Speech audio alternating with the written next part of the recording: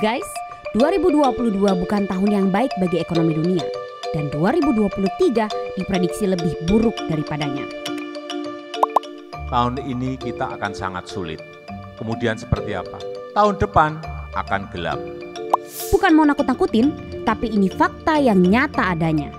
Apakah krisis dunia akan berimbas parah ke Indonesia? Apakah kita akan kembali mengulang masa-masa suram 98 dan 2008? Simak faktanya berikut ini.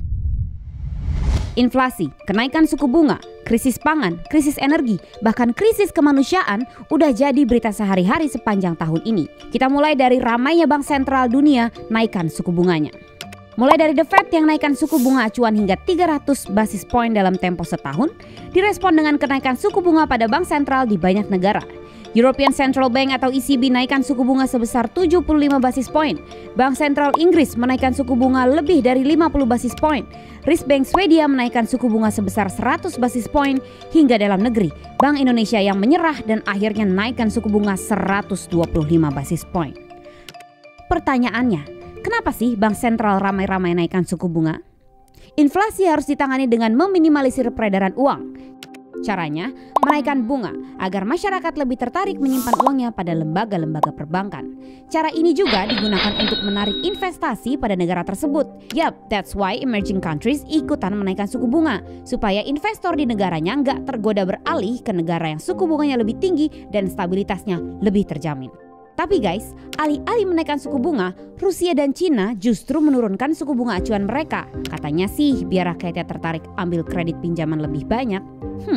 Menarik. Semoga kebijakan kedua negara itu betul-betul secara actually mencerminkan kondisi ekonomi mereka ya. Dan gak cuma jadi ajang pamer so-called ketahanan ekonomi.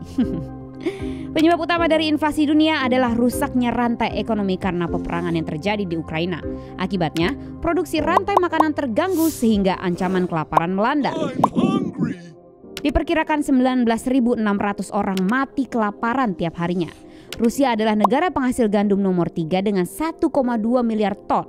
Sementara Ukraina merupakan negara penghasil gandum nomor 10 di dunia dengan 443 juta ton. Sehingga peperangan berdampak pada berkurangnya hingga terhentinya bahan baku makanan yang sangat krusial di dunia. Saat kurangnya pasokan bahan baku makanan, negara barat justru ramai-ramai mengembargo Rusia yang selama ini jadi partner mereka terutama dalam hal energi. Padahal kebutuhan gas Eropa bergantung pada Rusia lebih dari 40%. Akibatnya harga minyak dan gas khususnya di Eropa naik drastis. Sementara peperangan masih terjadi, dunia juga belum benar-benar pulih dari efek COVID-19. Pandemi yang menyebabkan pembatasan gerak manusia selama hampir 2 tahun ini secara agresif menghancurkan perekonomian dunia. Aktivitas manusia dibatasi dan diawasi secara ketat.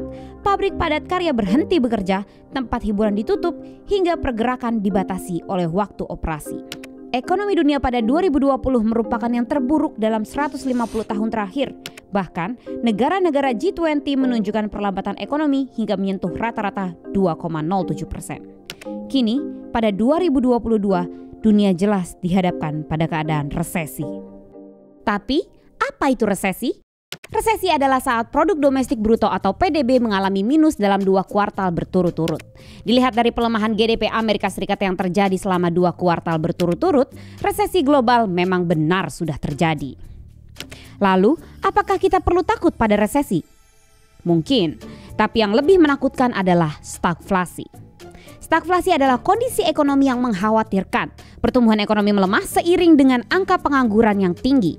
Meskipun menurun, data stagflasi ini masih jauh sekali terjadi dengan kondisi saat ini. Sebagai perbandingan, mari kita lihat sejarah stagflasi yang terjadi pada Amerika di tahun 1970-an.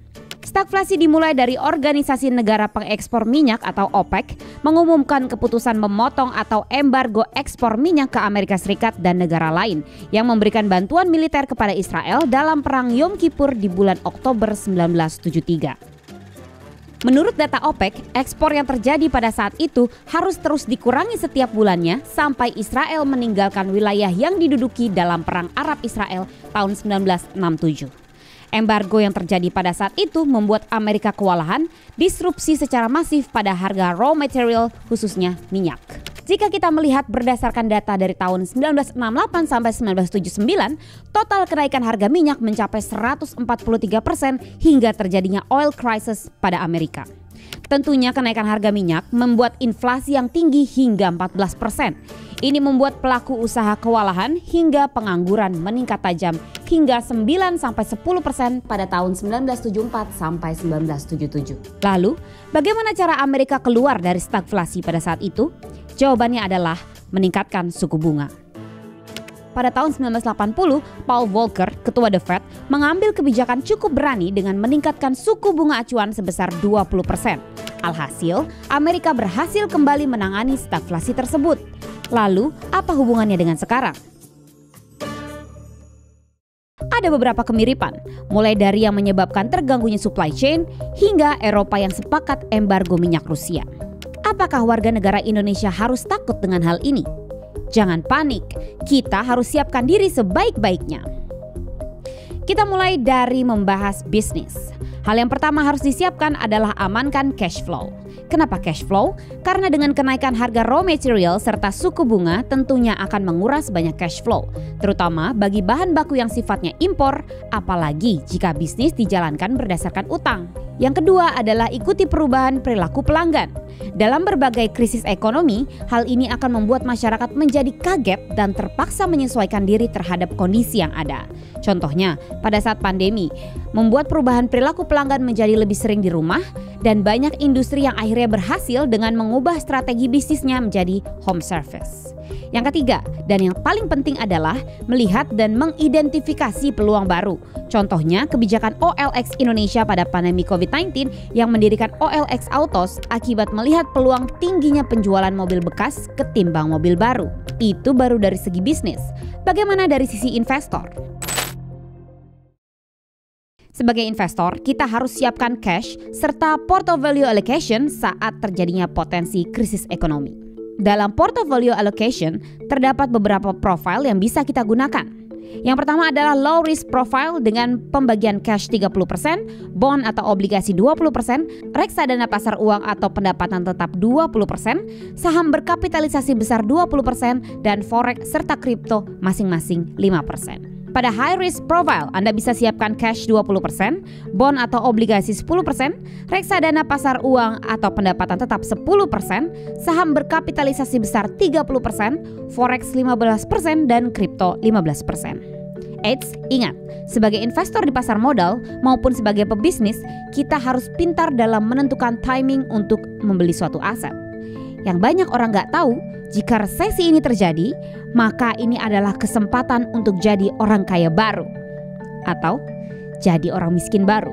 Investasi di pasar modal atau saham memang menarik. Menengok kejadian pada tahun 2008, saham BBRI jatuh hingga 71%. Tapi tanpa disangka, bottoming terjadi pada new moon cycle pada 27 Oktober 2008. Tepat pada bottom price 240, BBRI berhasil rebound lebih dari 1000%. Bayangin kalau waktu itu kita tahu financial astrology atau minimal moon cycle trading lah ya.